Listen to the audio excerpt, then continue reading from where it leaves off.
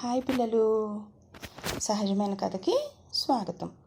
నేను మీకోసం ఇప్పుడేంటి మీరందరూ మీకోసం అంటే ఎందుకు అనుకుంటున్నారా? మీరందరూ ఆటల్లో, పాటల్లో, చదువుల్లో బిజీ అయిపోతున్నారు కదా. నేను పాత పుస్తకాల్లోంచి, పాత పిల్లల మ్యాగజైన్స్లోంచి కథలన్నీ సేకరించి మీకోసం చెప్పడం మొదలుపెట్టాను. ఎందుకంటారా? కథలు వింటుంటే అందులో క్యారెక్టర్స్, అందులో ఐడియాలు, అందులో మోరల్స్ మనకి చాలా తెలుస్తాయి అన్నమాట కథ వినడం వల్ల. కథలు వినడం మీ అందరికీ ఇష్టం కదా. ఇవాళ ఒక అమ్మమ్మ తాతయ్య ఉన్నారంట. ఆ తాతగారి దగ్గరికి పిల్లలు వచ్చి, తాతయ్య నేను కూడా పుస్తకంలో కథ రాస్తాను, నాకు నేర్పించవా అని అడిగాడంట. అరే, ఒకళ్ళు నేర్పిస్తే రాదురా, సొంతంగా రాయాలిరా అన్నారంట తాతగారు. అదెలా తాతయ్య అంటే, చెప్పిన విద్య కట్టించిన మూట ఎంతో దూరం రావు అన్నారంట తాతగారు. ఏంటి తాతయ్య, మాకు అర్థం కాని మాటలు చెప్తావు, దాని మీనింగ్ చెప్పు అని అడిగారంట పిల్లలు. అడిగితే, మనం జనరల్లీ ఏదైనా ఊరు వెళ్తున్నాం అనుకో, లంచ్ కానీ డిన్నర్ కానీ ప్యాక్ చేసుకుని వెళ్తాం. ఎక్కువ రోజులు టూర్ వెళ్తే అది ఎంత వస్తుంది? 1 డే ఉంటుంది, హాఫ్ డే ఉంటుంది అంతే. మళ్ళీ వెళ్ళిన తర్వాత అక్కడ మనం వెతుక్కుని వేరే కొనుక్కుని తినాలి కదా. అలాగా చెప్పిన మాట నేర్పించడం అన్నమాట. నేర్పించినా కూడా కొన్ని రావు.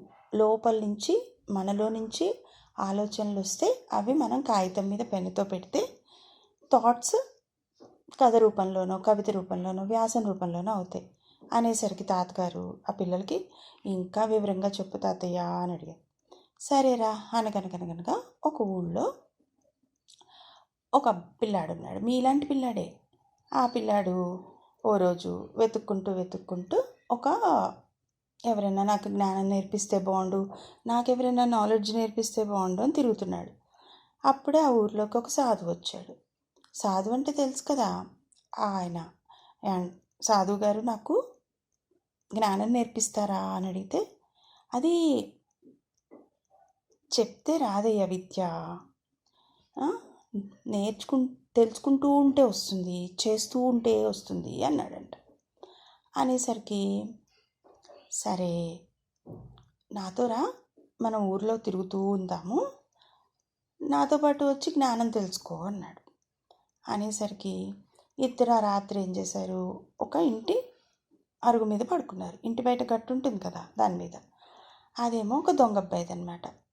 ఆ దొంగబ్బాయి కొడుకు, నాన్న నేను నీతో దొంగతనానికి వస్తాను, నాకు నేర్పించవా అని అడిగితే, ఒరే అలా నేర్పిస్తే రాదురా, ఎక్స్పీరియన్స్ చేస్తేనే వస్తాయిరా కొన్ని పనులు.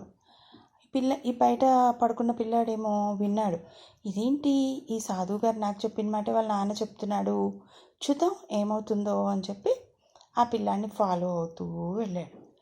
అయితే వాళ్ళ నాన్న ఏం చేశాడు, ఒక జమీందార్ గారి ఇంటి దగ్గర బయట నుంచుని, ఒరే లోపల వెళ్ళి పెద్ద భోషాణం అంటే పాత రోజుల్లో పెద్ద పెద్ద చెక్క బాక్సుల్లో సామాన్ దాచుకునేవారనమాట. సో వెళ్ళి అందులో సామాన్ తీసుకుని రారా, విలువైనది ఏది ఉంటే అది అనేసరికి పిల్లాడు ఏం చేశాడు, సరే అని చెప్పేసి గబగబా లోపలికి వెళ్ళి ఆ భోషాణం తలుపు తీసి అందులో, ఆ భోషాణం ఏంటి, పిల్లాడేమో చిన్నోడు, అదేమో పెద్ద పెట్టి, వాడు బలవంతంగా డోర్ ఎత్తి తొంగి చూస్తుంటే వాడు కాస్త అందులో పడిపోయాడు. ఆ భోషాణం శబ్దం ఉంటుంది కదా, ఆ తలుపు పడిపోయిన శబ్దానికి ఎవరో లేచి, ఒరే ఏదో శబ్దమైందిరా అని చెప్పి అనుకుంటూ ఆ భోషాణం ఎక్కి మరీ నిద్రపోయాడంట ఒక అబ్బాయి. నిద్రపోయేసరికి ఈ పిల్లాడు ఏం చేశాడు, లోపల ఇరుక్కుపోయాడు. వాళ్ళ నాన్న బయట వెయిట్ చేస్తున్నాడు కదా, సర్లే వస్తాడులే వాడే అనుకుని వెళ్ళిపోయాడు. బయట మన గురువుగారితో వచ్చిన పిల్లాడు ఉన్నాడు కదా, సాధువు గారితో వచ్చిన పిల్లాడు, అదేంటబ్బా వీళ్ళ నాన్న అసలు అలా భయం లేకుండా వదిలేసి వెళ్ళిపోయాడు పిల్లాడిని అనేసరికి ఈ పిల్లాడు కాస్త అక్కడే వెయిట్ చేస్తూ ఉన్నాడు, ఈ దొంగల వాళ్ళ పిల్లాడు ఎలా బయటకు వస్తాడు అని. ఈ దొంగల వాళ్ళ పిల్లాడు ఏం చేశాడు, చిన్నగా టిక్కు అని శబ్దం చేశాడు లోపల. ఒరే ఎక్కడో ఎలకలు తిరుగుతున్నాయిరా అని వీళ్ళు ఏం చేశారు, గబుక్కుని అందరూ దీపాలు వెలిగించుకుని వద్దామని చెప్పి అటు ఇటు వెళ్ళారు. అవి పాత రోజులు కదా, గబుక్కుని తలుపు తీసి బయటికి దూకేసి ఒక్కటే పరుగులు అంకించుకొని పారిపోయాడు ఆ పిల్లాడు. తెలివితోటి ఆ దొంగ పిల్లాడు తప్పించుకున్నాడు. అదేంటి, ఎక్స్పీరియన్స్ అన్నమాట. మనం అనుభవం అవ్వడం, మనం దాన్ని అనుభవించడం. అందుకని వాళ్ళ నాన్న ఏం చేశారు, వీడికి తెలిస్తే అని చెప్పేసి చెప్పారనమాట. అప్పుడు మన బయట గురువుగారితో ఉన్న అబ్బాయికి ఏమర్థమైంది, ఏదైనా పని చేస్తూ చేస్తూ ఉంటే చేతవుతుంది అనుకున్నాడు.